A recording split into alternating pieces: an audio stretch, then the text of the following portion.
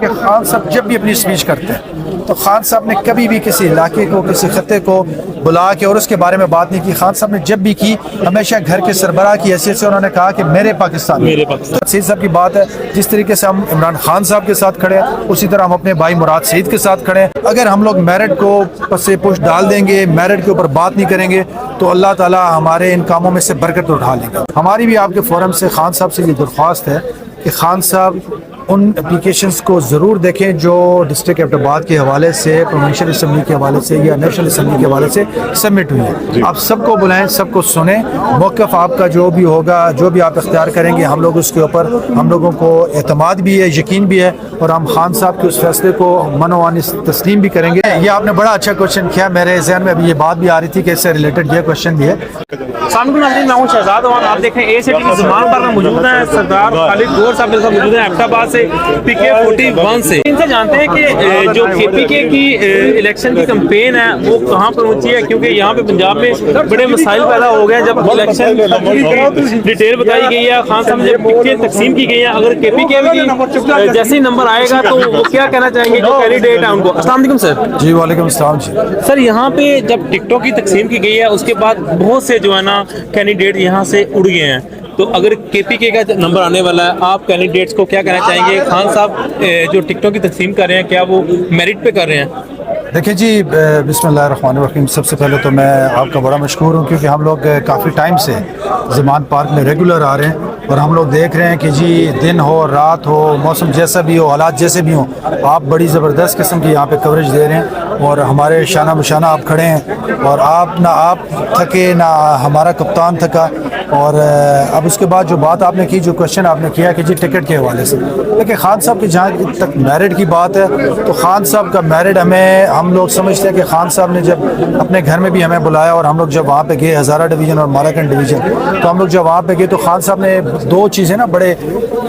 کھلے الفاظ میں انہوں نے کی. انہوں نے کہا کہ میرا کوئی رشتہ دار نہیں اور میرا کوئی دوست نہیں, میں جو بھی کام کروں گا وہ میرٹ کے اوپر کروں گا. اور ہم لوگ یہ چاہتے ہیں کہ پاکستان کی تاریخ کی سب سے بہترین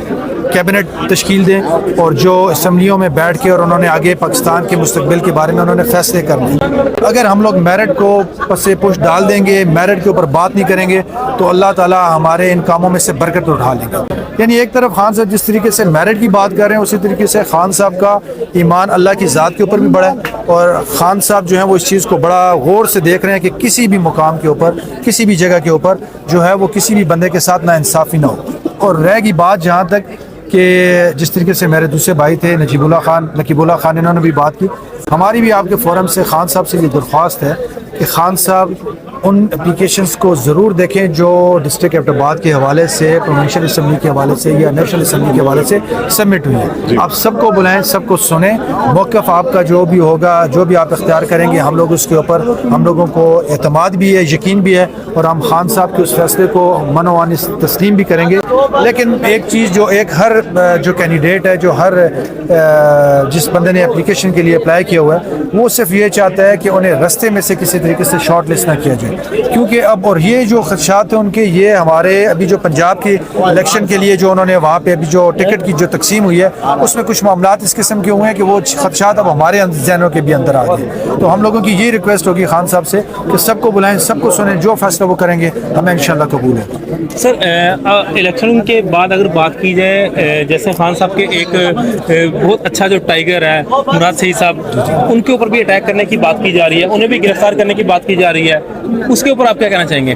دیکھیں, جہاں تک آپ نے عمران خان صاحب کے ٹائیگر کی بات کی ہے تو ایک مراد سعید صاحب, علی امین گنڈا پور دیکھ لیں, اعظم سواتی صاحب دیکھ لیں, ہر شہباز گل صاحب دیکھ لیں, ہر وہ شخص ان کی آنکھوں میں چبھتا ہے جو خان کی حمایت کی بات کرتا ہے, حق کی بات کرتا ہے, سچ کی بات کرتا ہے, اس ملک سے اس فاشسٹ حکومت کو ہٹانے کی بات کرتا ہے, اس ملک کے اندر آئین کی بات کرتا ہے, اس ملک کے اندر سے یہ جو ان لوگوں کی جو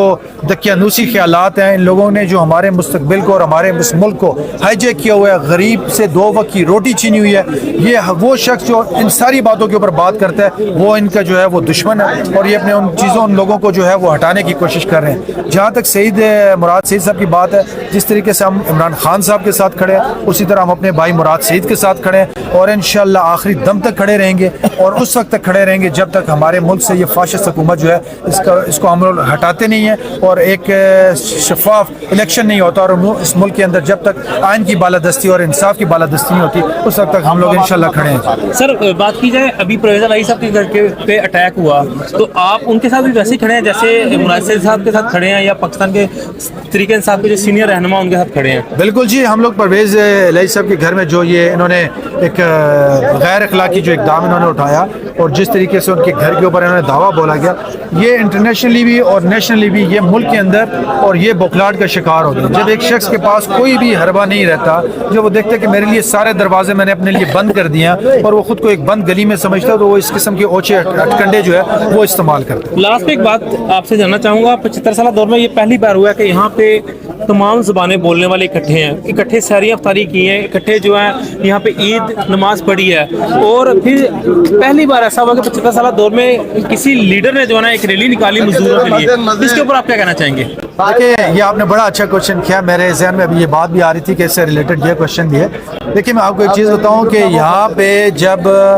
فاشسٹ حکومت نے عمران خان صاحب کے گھر کے اوپر دعویٰ بولا, اور آج تقریباً 2-3 مہینے سے بلکہ 4 مہینے سے ہم لوگ یہاں پہ ریگولر آ رہے ہیں, اور دن رات جب بھی ہماری ڈیوٹی ہوتی ہے, ہمارے ضلع کی ہوتی ہے, ہمارے